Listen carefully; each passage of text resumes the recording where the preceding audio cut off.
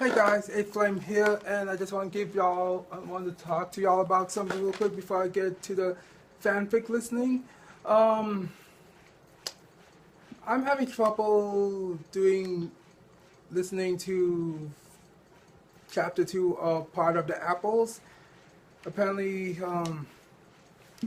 due to storage problems, I have to delete all the stuff that I had on Cute Cut that I had edits of that, and sadly I had to delete all the stuff. When I say everything, I mean the whole thing. So I will get Part of the Apples chapter 2 of me listening to it soon. Just I'm having a bit of a problem with this fucking storage. So hopefully the storage won't mess up on this while listening. So that said, I'm gonna listen to chapter 3 of Part of the Apples because the audio drama of chapter 3 is out right now. So yeah, and soon I will get chapter 2 done and start over 2. So yeah. So with that said, enjoy. Let's get to this, shall we?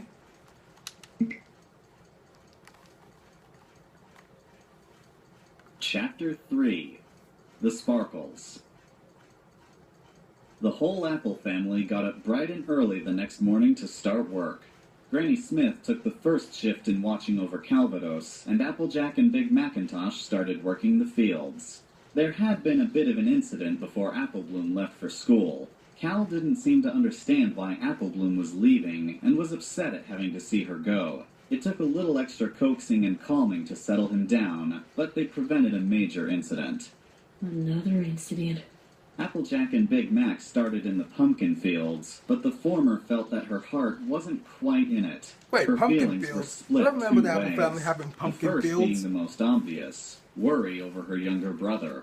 It was well-placed worry, naturally. She'd had a hard enough time allowing Apple Bloom to stay home alone, and she couldn't even bring herself to do that. Cal may have been older, but being autistic, it was difficult to tell whether that would make a difference. He tended to get easily distracted. He was resolute and single-minded in whatever goal he wanted most, and most days, the whole rest of the world didn't exist to him. What he could possibly do without Applejack to watch over him, she didn't even want to guess. The other feeling was something she'd suppressed ever since before Cal had come home. She fought it every time it threatened to surface again, especially when Twilight had inadvertently brought it up yesterday. She didn't want to feel this way, but it was always there, no matter how much she tried to will it away. As they began harvesting, Big Mac seemed to notice Applejack's lackluster attitude, then in a rare moment spoke up on it. You okay? Applejack knew what she must have looked like if Mac took time to speak on the matter. I don't know, Mac. I'm just starting to think this visit was a bad idea. I don't want to think that way, because I know Cal's been looking forward to this. But I just feel like something bad might happen while he's here. Something have to do with him. Maybe I'm just being paranoid. Maybe not. But I just don't know anymore. Is it bad to feel this way? Big Mac looked back at his sister with a warm gaze and gently shook his head. Nope. Are you sure? Applejack insisted. Yep. Applejack still wasn't sure. She knew that, no matter what she felt, or toward whom, the shame should truly lie with her. AJ! Applejack looked up to see Twilight and Fluttershy trotting briskly into the fields towards them. She was relieved to see them, but at the same time, she just couldn't shake off that feeling of foreboding. Nevertheless, she greeted her friends. Howdy, Twilight. Fluttershy. How are y'all doing? Good morning, Applejack. Twilight said brightly. Good morning, Big Mac. Yep. I've actually been looking forward to looking after Cal. Fluttershy said with a grin. He's so cute and sweet. I think we might really get along. I sure hope we will. Twilight added. We decide to rotate every day when we come to visit. We'll always come 2 at a time. And each of us comes 2 days in a row before going to the next. Fluttershy will be back tomorrow and bring one of the girls with her. Then the next day, the pony Fluttershy brought will bring another, and so on and so forth. That way, Cal will get used to all of us. And with 2 of us here at a time, he won't get too overstimulated and get upset. She looked at Applejack to read her for a response. Sound good? Yeah, I suppose.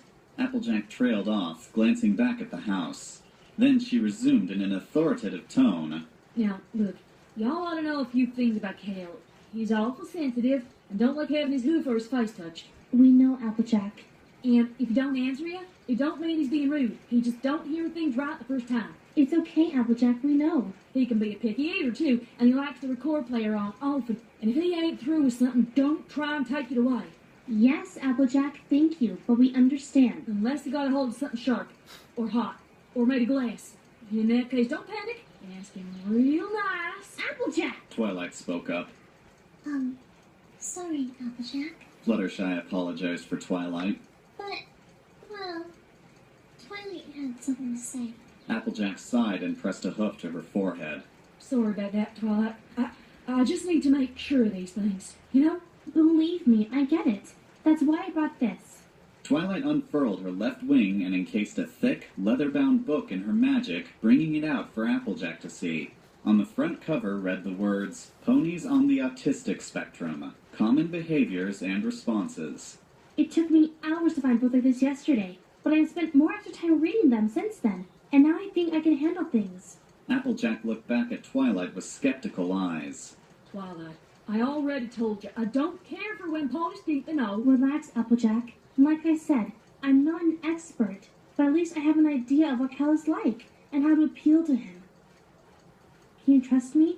Cal will be just fine, okay? Applejack frowned. I just don't know. I don't feel right calling him off on you two. He's supposed to be with family. Fluttershy approached Applejack and gave her a reassuring smile. We're family too, and we'd do anything for you. If you needed us. Applejack closed her eyes and tilted her head down, deep in thought. This would be difficult, given her need to protect her brother and how unusual he could be in the eyes of strangers. But Twilight and Fluttershy were her best friends. If she couldn't trust them, they wouldn't be. And as much as they'd been through together, she couldn't refuse their willingness. Finally, she took another deep sigh and replied, I'll be back inside every now and then to take over. I still say he needs to be with family, even if we are working all over the eclipse celebration. She looked over at Big Mac. Can you handle these films alone when I do? Mac looked back at his sister with a benign look, and his voice matched it. Yep. Okay. Said Applejack, satisfied, before she answered, I'll take you to him and introduce you, just so we don't get a fright. Keep an eye on him. And remember everything I said. I'll be back inside of an hour. Twilight and Fluttershy both nodded. Don't worry, Applejack. Your brother is in good hands.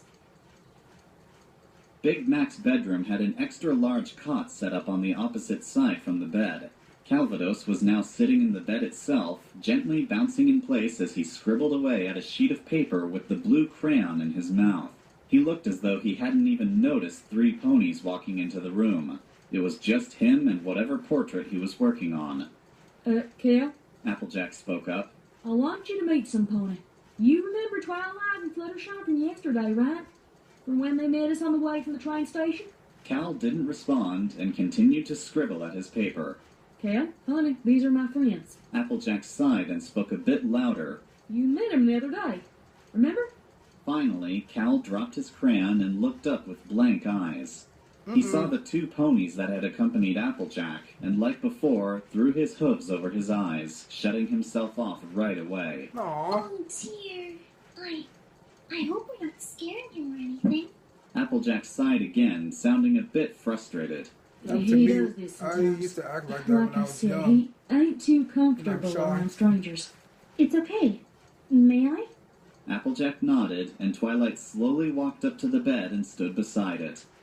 Hello, Cal. Remember me? I'm Twilight. We met yesterday.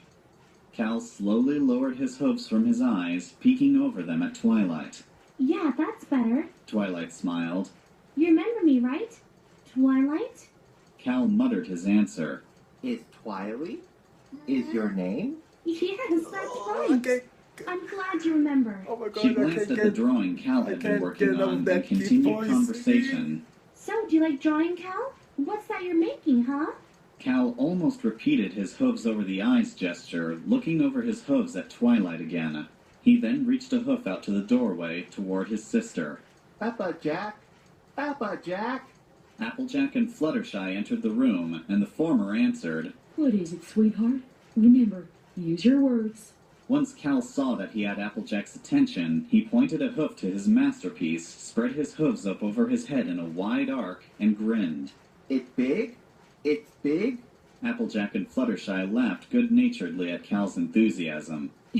Yep, you can make that as big as you want it, Sugar Cube. Oh, he is just so cute. Fluttershy fawned. I agree I'm with Fluttershy. surprised you never told us about him, Applejack. Applejack glanced at the floor several times. I'm kind of surprised myself. It's big! It's big! Cal continued chanting, starting to sound agitated. I know, Cal, I know. You want to make it big. You can make it big if you want to. Cal continued stretching his hooves above his head, then pointed a hoof out the window, which had been bolted shut for his safety.